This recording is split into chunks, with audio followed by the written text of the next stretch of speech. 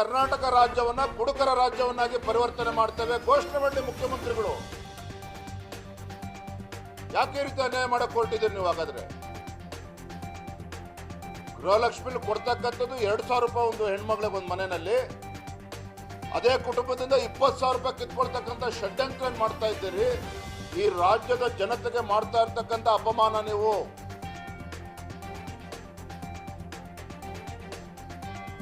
ಕುಡಿತದಿಂದ ಕುಟುಂಬಕ್ಕೆ ಯಾವ ರೀತಿ ಅನ್ಯಾಯ ಆಗ್ತಿದೆ, ಮಹಿಳೆಯರಿಗೆ ಯಾವ ರೀತಿ ತೊಂದರೆ ಆಗ್ತದೆ, ಬಡವರಿಗೆ ಯಾವ ರೀತಿ ಅನಾನುಕೂಲ ಆಗ್ತದೆ ಅನ್ನುವ ಕಿಂಚಿತ್ತೂ ಕೂಡ ಕಾಳಜಿ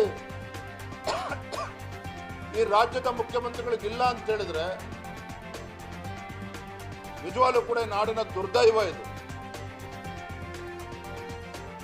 ಇಂಥ ಬಡವರ ವಿರೋಧಿ, ಇಂಥ ಭ್ರಷ್ಟ ಕಾಂಗ್ರೆಸ್ ಸರ್ಕಾರ